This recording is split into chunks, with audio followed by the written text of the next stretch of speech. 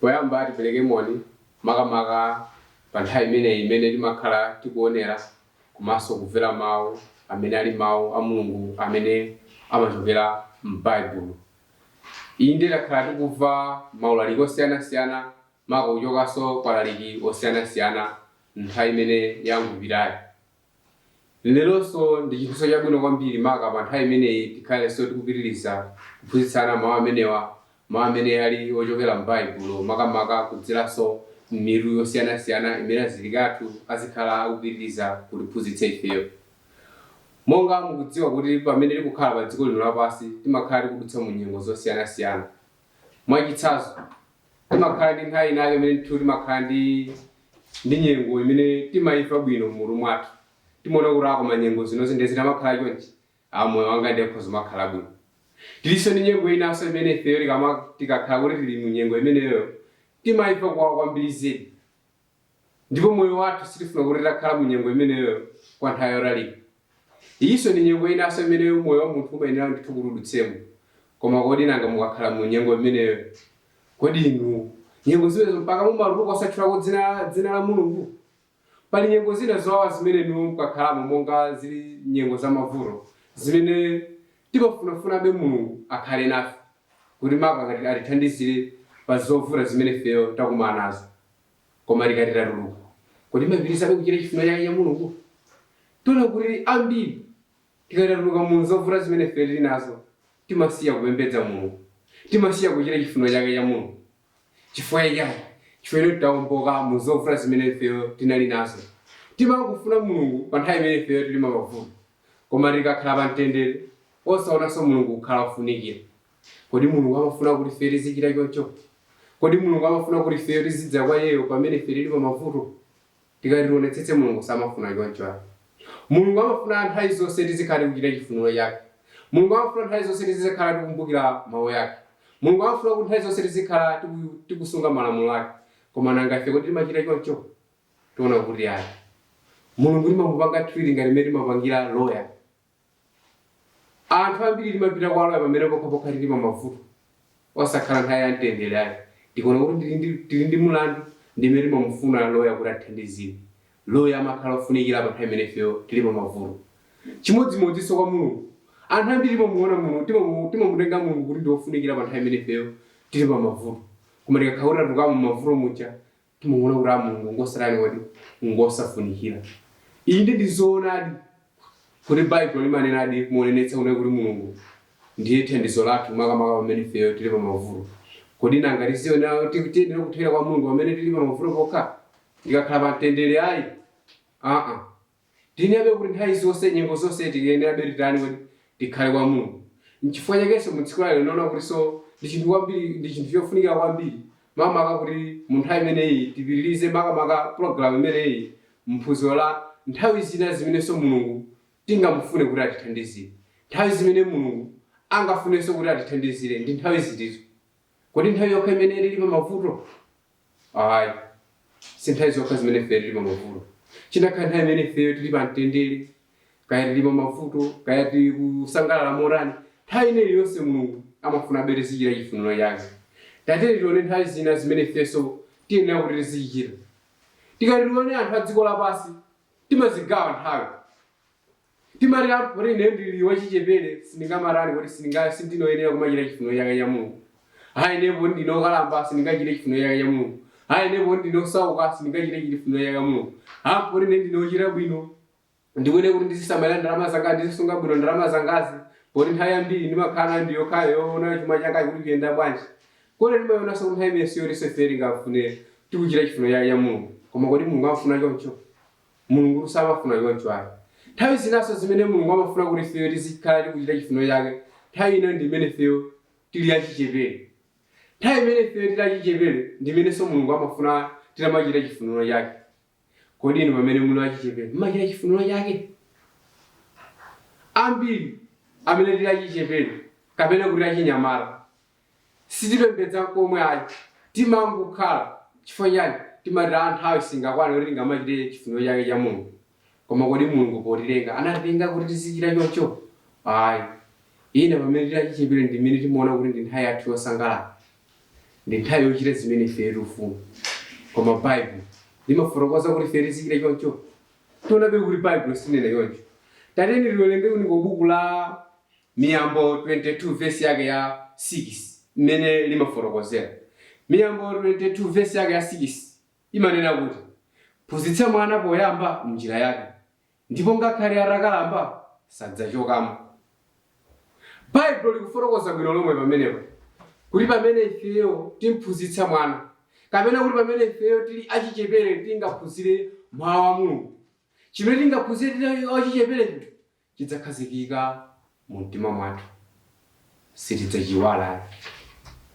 Kodi ifeyo pamene tili achichepere timayiona kuti nthawi imene tingaphunzire mawu a Mulungu kuti makakhazikike, kuti pamene tikakalamba tisadzayiwale? Kodi ife pamene tili achichepere timayiona kuti nthawi imene ndiyofunikira kwambiri kuti tiphunzireko zimene zizi? Tidziwe kuti pamene ife tili achichepere ndi nthawi yabwino kwambiri ifeyo makamaka kuphunzira mawu a Mulungu. Chifukwa chani? Akuti pamene ife tiphunzira tili achichepere sitidzayiwala chinikakhale titakalamba. Kuphunzira mawu uli wachichepere zimakhala bwino, chifukwa choti memory imene imasunga zinthu imakhala kuti dakali abwinobwino. Zimene waphunzira uli wachichepere zimakhazikika m'mutu mwako. Olochinda utatha zaka zochuluka bwanji sizimachoka m'mutu mwako, zimakhala bezidakali m'mutu mwako. Timatsimikizali kuti zinthu sizimachoka tangu kumbukani inu pamene munaphunzira standard 1, zinthu zimene munaphunzira muli standard 1. Kuchoka nthawi imeneyo kufika panopa mwatha zaka zingati? Ndi zaka zochuluka. Koma kufika na panopa tikakumbukabe za February timazikumbukabe, za miyezi timakumbukabe. Izi ndi zinthu zimene ndithu ifeyo timayenerabe kuti tiziziphunzira tili achichepere. Monga mmene tidaphunzira tili ku standard 1 tiziphunzira nthawi imeneyo tili achichepere. Koma kufika po tidakamaliza form 4 tidakafika ku college, koma zinthu zimene mpaka na panopa tidakazikumbuka. Tawerenga mabuku ochuluka zedi. Kwenda kedawerenga mabuku amenewo sizinapangitse kuti ife tiwale zimene aphunzira tili standard 1. Kufika panopa tikukumbukabe. Chifukwa chani? Chifukwa choti tiziphunzira tili amunawo. Ndi chifukwa chakenso Bible likufotokozera kuti ife tikuyenera kuti tiphunzire mawu tikadala achichepere. Chifukwa chani? Tikataphunzira tili achichepere sitidzaziwala ayi. Ndifo chakenso tikawerenga buku la Mlaliki 12 verse yake ya 1 imatiphunzitsa kuti ukumbukire mlengi wako m'masiku a unyamata wako. Umukumbuka bwanji mlengi wako? Posunga malamulo a Mulungu, pochita chimene Mulungu amafuna. Uchichita bwanji? Kudzera kuphunzira.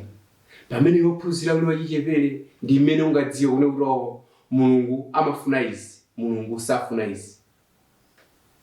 Ndi mmene munthu iweyo ungadziwire mlengi wako, ndi mmene munthu ungakumbukire mlengi wako. Kodi ife timakumbukira mlengi wathu pamene tilipo?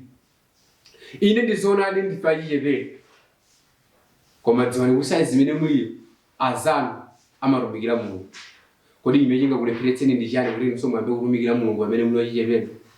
Dziwani kuti mawu a Mulungu sadayike nthawi yake kuti mukuyenera kuzitumikira Mulungu kuyambira nthawi kukalekeza nthawi, kapena kuyambira nthawi kufika nthawi inu simuyenera kumuzichita za Mulungu. Nthawi ineyi yonse kuchokera pamene inu munabadwa ndi nthawi imene inu mungamachite chifuniro chake cha Mulungu. Kodi inu pamene muli achichepere mumachita chifuniro chake cha Mulungu kapena simuchita? Dziwani kuti nthawi imene muliyo ndi imene ndithu inu muyenera kuyamba kuchita chifuniro chake. Mulungu amafuna ifeyo pamene tili achichepere tizisunga malamulo ake. Timaphunziranso zitsanzo zabwino pamene tikawerenga m'buku lopatulika, makamaka buku loyera. Timaonanso chitsanzo chabwino Timoteyo. Timaona pamene Paulo amamulangiza Timoteyo, makamaka mu buku la Timoteyo 1 Timoteyo 4 verse yake ya 12. Buku la Timoteyo 4 verse yake ya 12 pamenepa timamuona Paulo amamulangiza Timoteyo kuti anthu asapeputse ubwana wako, koma ukhale wachitsanzo mu ntchito zako. Uyu anali Timoteyo amene anali wachichepere, anali ndithu wachichepere, koma Paulo amamulangiza kuti chani?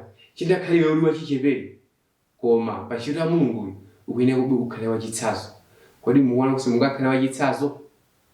Ine ndizoona lili muli achichepere, koma pamene muli wachichepere ndi nthawi yabwino imene mungamalumikire Mulungu, ndi nthawi yabwino imene mungamachite chifuniro chake cha Mulungu monga Timoteyo anachitira.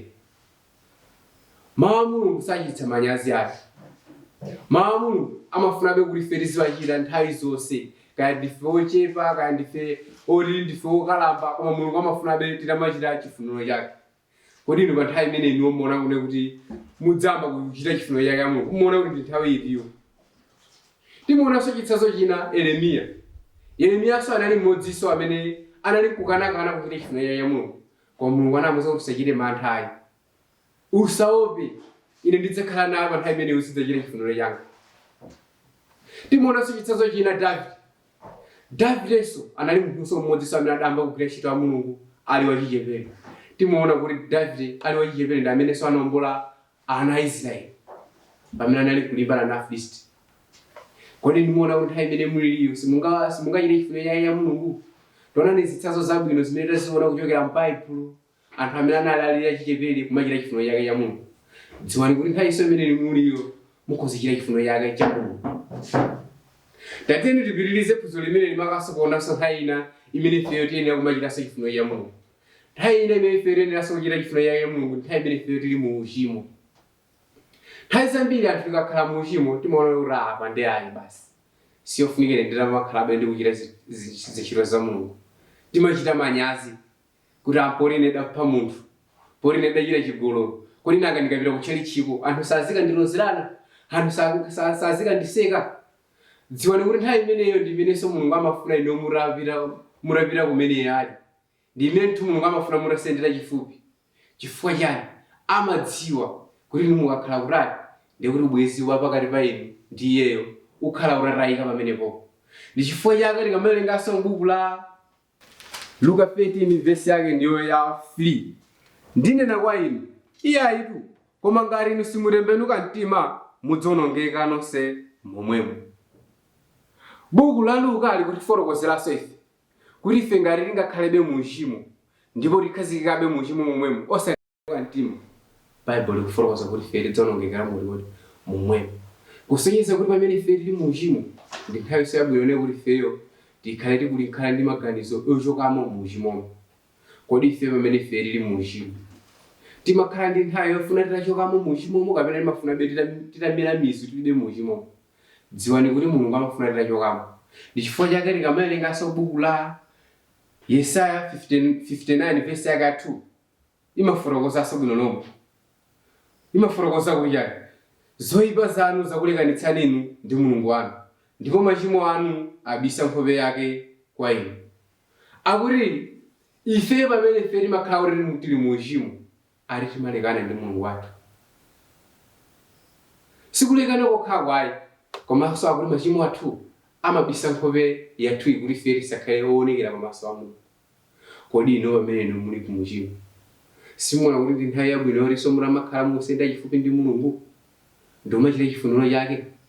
Mulungu amafuna nthawi zonse tizikhala tikuchita chifuniro chake. Nthawi imene ife tili mu uchimo ndi nthawi imene Mulungu amafuna kuti ifeyo tikhale tikuchita chifuniro chake, tilape machimo athu. Munthu sungalape machimo ako oti kungokhala osapembedza. Munthu umayenera kulapa machimo ako pamene iweyo ukusendera chifupi ndi Mulungu wako.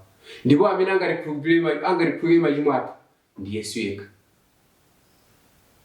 Kulibe wina kumene ifeyo angatikhulupirire machimo athu, koma Yesu yekha ndi amene angatikhulupirire. Kodi inu chimene chimalepheretsa kubwera kwa Yesu Khristu pamene muli ndi tchimo ndi chiyani? Tikumbukire kuti ana a Israeli pa nthawi imene anali kuchimwa akafuna kuti tchimo lawo likhululukidwe amapereka sembe. Koma ife lero sitingapereke sembe. Sembe yathu ndi Yesu Khristu imene inaperekedwa kamodzi. Yesu Khristu adapereka sembe ya wina aliyense. N'chifukwa chake lero munthu akachimwa amangoyenera kuti basi adze kwa Yesu Khristu ndi kuvomereza, akatero Yesu Khristu amamukhululukira machimo ake. Kodi inu pamene muli pa machimo mumapita kuti? Mumabwera kwa Yesu Khristu mu nthawi imeneyi, kapena timapita kwa anthu ena amene timafuna tipatse ndalama cholinga yoti machimo athu akhululukidwe? Zoni kuti ndakhale ngapereke ndalama machimo athu sangakhululukidwe. Koma pamene tibwera kwa Yesu ndikuvomereza ndikuyamba kuchita chifuniro chake, Mulungu adzakhululuka machimo anu. Iso ndi nthawi imenenso Mulungu amafunanso ifeyo tinamabwera kwa Iye.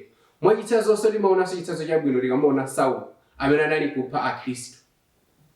Saulo anali mmodzi tikamawerenga buku la Machitidwe 8 amene anali kusautsa Akhristu. Tiona ndithu ngakhale iye anali munthu wakupha, koma atakumana ndi Yesu Khristu pa njira ulendo wake wopita ku Damasika, timuonanso atapanga chisankho chabwino maka usiya ntchito zonse zolakwika ndi kuyamba kuchita chifuniro chake cha Yesu Khristu. Kodi inu pamene inu muli pa uchimo simuona kuti ndi nthawi yabwino imene mungasinthe njira zanu ndi kuyamba kutsata zimene Yesu amafuna?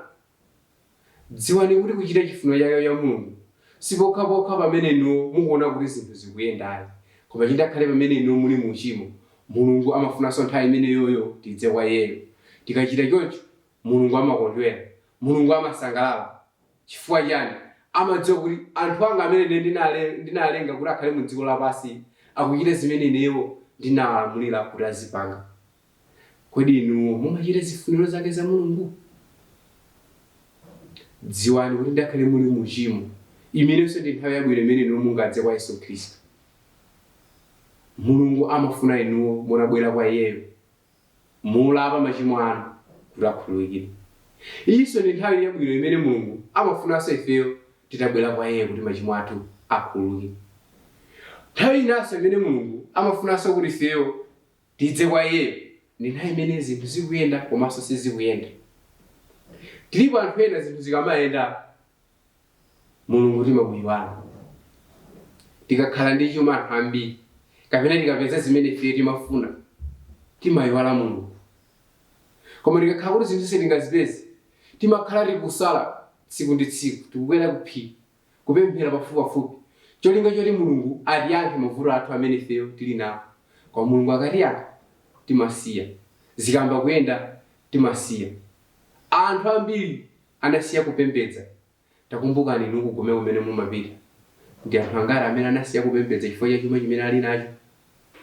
Chimene iwo amaganiza amati chifukwa choti iwo ali ndi chumacho chinabwera chifukwa cha kulimbikira kwawo osati chifukwa cha mphamvu ya Mulungu. Koma kodi ndizoona? Dziwani kuti sichoncho ayi. Ndi Mulungu amene anakupatsani zimene zonse. Ndi ngakhale inu munapeza zimene sizikupangitsa kuti inu musiye kumpembedza ayi. Koma mukenabe muchilimike pamaso pa Mulungu kuchita chifuniro chake. Koma ambiri timakumbuka Mulungu pa nthawi imene ifeyo tili pamavuto, pamene zinthu sizikuyenda. Inde ngakhale zinthu sizikuyenda timenabe kuti mukumbuke Mulungu, koma sakhale nthawi yokha imene zinthu sizikuyenda. Chindakhala pamene ifeyo zinthu zikuyenda timeneranso Mulungu tizimukumbuka, tizichita chifuniro chake. Tikamawerenga buku la Mateyu 11 verse yake ya 28 timuonanso pamenepo Yesu Khristu akufotokoza kuti ngati zinthu sizikuyenda bwino, ngati zinthu sizikuchita bwino pamoyo wanu, idzani kwa Ine. Inu ngati zinthu sizikuyenda bwino, Yesu akuti idzani kwa Ine. Inu olema ndi akuthodo, idzani kwa Ine ndipo inuwo ndidzakupumitsani. Kodi ndi nthawi imene ife tingoyenera kuti tidze kwa Iye ifeyo tili pa mavuto, kuti Yesu Khristu angotithandizira kuti ifeyo tipumule kuzovuta zimene ife tili nazo? Yesu safuna choncho ayi. Amafuna nthawi zonse tizikhala tikuchita chifuniro chake. Nthawi imene ife tili pa mavuto, nthawi imene ife tili pa mtendere, nthawi imene zinthu zikuyenda, nthawi imene zinthu sizikuyenda, Yesu amafunabe nthawi yonseyi tikhale tikuchita chifuniro chake.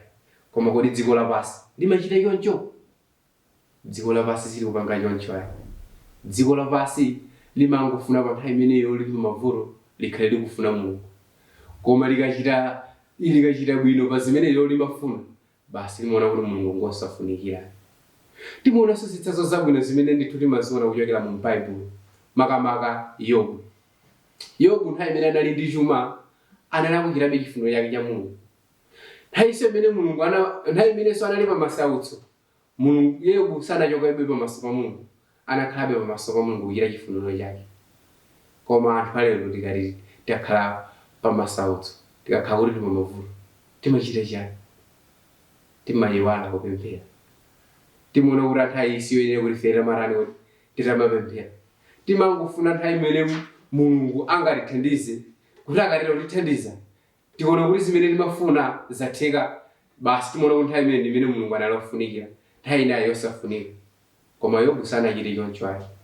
Yobu adakhalabe pamaso pa Mulungu nthawi yonse ya moyo wake. Koma inu kodi mumachita choncho? Tiona kuti ayi ndithu sitipanga choncho. Tidziwe kuti pa nthawi imene ifeyo tili pa mavuto, nthawinso tingakumbuke kusamalira malamulo a Mulungu. Nthawi imene ifeyo tili pa mtendere, tiyeneranso kusamalira mawu a Mulungu. Chitsanzo china ndi cha Ana. Ananso anali mzimayi wabwino, amenenso ali chitsanzo cha lero lino choti ifeyo tingatengereko chitsanzo. Ana anakhala zaka 7 ali pa banja ndi mwamuna wake. Zaka 7 ali pa banja. Ndipo timuona pa zaka 7 ipo chaka cha 7 iyo Ana mwamuna wake anamwalira.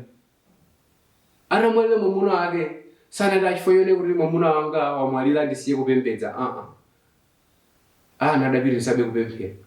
Ndipo tikamalenga mavesi amene tikamalenga buku la Luka 2 vesi yake ya 36 kufika 37 timamva kuti Ana anakhala pa umasiye zaka zokwana 84. Ana adakhala pa umasiye kokwana zaka 84. Kodi ifeyo anthu ayo amuna athu akatamwalira timachitabe chifuniro chake cha Mulungu? Tiona kuti ayi ndithu timachoka pamaso pa Mulungu. Timachoka bwanji? Timakakwatira mosatsata malemu. Koma Ana posamalira za Mulungu adakwanitsabe kukhala wamasiye kokwana zaka 84. Chifukwa chani? Amadziwa kuti nthawi imeneyo akuyenera kuchita chifuniro chake cha Mulungu ndi nthawi imeneyo ali pa mavuto, komanso nthawi imene ali pa mtendere. Chinakhale mwamuna akadane kuti watayika, ibe adapitirizabe kuchita chifuniro chake cha Mulungu. Koma ife pamene ifeyo tikaona kuti mwina sizikuyenda, kaya mwina banja lasokonekera, kaya mwina amuna athu amwalira, timaona kuti ifeyo chinthu cha nzeru kwambiri choti ife tingapange pompopompo ndikupeza mzathu kuti tizikhala naye. Koma Ana sanachite choncho ayi. Ichinso ndi chitsanzo chabwino choti ifeyo pamene ife tili pa mavuto kasiti zinthu sizikuyenda tiyenera kukumbuka Mulungu. Chitsanzo chinanso ndi cha Abrahamu. Abrahamu ndi Sara anakhala zaka zochuluka ali limodzi koma osakhala ndi mwana. Koma sizinapangitse kuti anthu amenewa banja lawo lithe. Anapitirizabe kukhala pa ukwati wawo, anapitirizabe kukhala pa banja. Zinthu sizimayenda, koma iwo anapitirizabe kuchita chifuniro chake cha Mulungu. Koma lero lino kodi ifeyo m'banja mwathu lakhawu silipeza mphatso, timachita chani?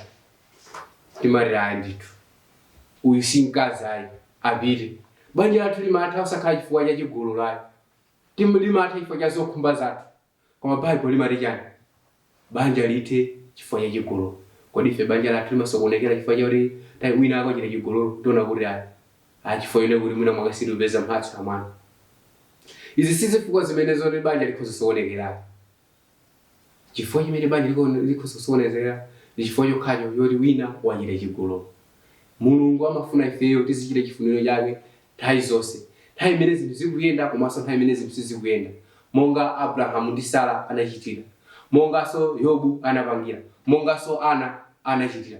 Kodi inu mukakhala m'mavuto mumasiya kupembedza? Mukakhala mu mtendere mumasiya kupembedza? Mulungu safuna zimene zozwala. Mulungu amafuna tizichita chifuniro chake. Mulungu amafuna tizimpembedza. Mulungu amafuna tisasiye kumpembedza chifukwa kuti mwina mwake zinthu zikuyenda. Mulungu safuna kuti ifeyo tizimufuna pokhapokha tili pa mavuto. Mulungu amafuna nthawi zonse tizikhabe tikuchita chifuniro chake. Iyinso ndi nthawi imene Mulungu amafuna ifeyo titamachita chifuniro chake. Nthawi inanso imene Mulungu amafuna ifeyo titamachita chifuniro chake ndi nthawi imene ifeyo tataya okondedwa. Nthawi zambiri anthu tikaluza munthu amene amatithandizira pa zokhumba zathu, timamutenga Mulungu kukhala osafunikira. Timaona kuti apa pande basi ineyo tsogolo langa latani kodi lawonongeka. Timaona kuti apa basi palibenso china chimene ine ndingachite, basi chimene chanzeru chimene ndiona kuti ine ndingatsate basi ndikungulowera. Timasiya kupembedza, timasiyanso mwina kumachita zabwino, mwina kuyamba kuledzera umene, kumachita zinthu zosakhala bwino, ayi kumaba amene cholinga tipeze thandizo limene amene amatithandizirayo, amene watayikirayo tsapano akhalone kuti ambapeza thandizo limene timalipeza mu nthawi imeneyo. Mulungu amafunanso kuti nthawi imene ifeyo tataya okondedwa athu tikhalebe tikupitiriza kuchita chifuniro chake. Kodi ino pamene mwataya okondedwa athu mumapitiriza kuchita chifuniro chake kapena ayi? Mulungu amafuna tizichita chifuniro chake nthawi zonse, nthawi imene ifeyo tataya okondedwa athu. Chifukwa chani?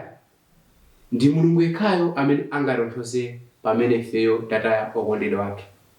Kodi no amakutonthozani ndi ndani? Ni azanu? Ndi Mulungu? Pamene muli pa masautso ngati amene wawo mumapita kwa ndani? Kwa Mulungu kuti akutonthozeni? Kapena mumapita kwa anthu kuti akutonthozeni? Dziwani kuti anthu tikhoza kukhala nawo nati tisiziritsa mtima. Kodi ndithu kutithandizira njiraso zoyenera za amene ifeyo tingakhalire mu moyo wa dziko lapansi, mmenenso tingapitirizire ntchito zathu zimene ife tinali kugwira. Mwachitsanzo tikawerenga buku la Yesaya 51 verse yake ndiyo ya 12. Inedi ndine amene nditonthoza mtima wako. Kodi iwe ndani kuti uopa munthu amene adzafa ndi mwana wa munthu amene adzakhala ngati udzu? Apa buku lili kungutifotokozera maka kutitsimikizira za mphamvu ya Mulungu, kuti Mulungu ndi amene angatonthoze mtima wathu pamene ifeyo tili pamene tataya okondedwa wathu. Pamene ifeyo tataya okondedwa wathu, akuti amene angatitonthoze mtima wathu ndi Mulungu yekha. Kulibe wina aliyense amene angatitonthoze, koma Mulungu yekha ndi amene akhoza kutitonthoza. Kodi ife pa nthawi imene tataya okondedwa wathu timapita kwa Mulungu? Dziwani kuti pa nthawi imene ife tataya okondedwa ndi nthawi yabwino imene tikuyenera kuti tipitirize kusamalira malamulo a Mulungu, tipitirize kuchitira chifuniro chake cha Mulungu. Ndi chifukwa chake Baibulo limafotokoza bwino kuti pempherani kosalekeza. Kutanthauza kuti zinthu pamene zikuyenda tipemphere, zinthu pamene sizikuyenda tipemphere. Nthawi imene tataya okondedwa athu tipemphere, nthawi imene zinthu zili bwinobwino ndithu tiyenabe tipemphere. Koma ifeyo pamene ifeyo tili msautso timachita zimenezi. Pamene zinthu zikuyenda timachita zimenezi, tiona kuti ayi Mulungu amafuna kuti pamene ifeyo tataya okondedwa athu tikhalebe tili pamaso a Mulungu. Chifukwa chake ndi Mulungu yekhayo amene angatitonthoze. Ndi chifukwa chake tikawerenga buku la Yesaya 40 verse yake 1 imanenanso bwinobwino, mutonthoze mtima wa munthu wanga. Baibulo limanena bwino lomwe kuti Mulungu ndi amene angatonthoze mtima wathu, osati munthu ayi.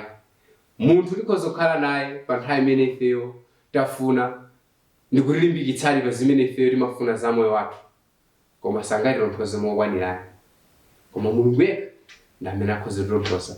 Timaonanso chitsanzo chabwino tikawerenga buku la Genesis 24 verse 67 pamene timaona Isaac pamene amayi ake atamwalira.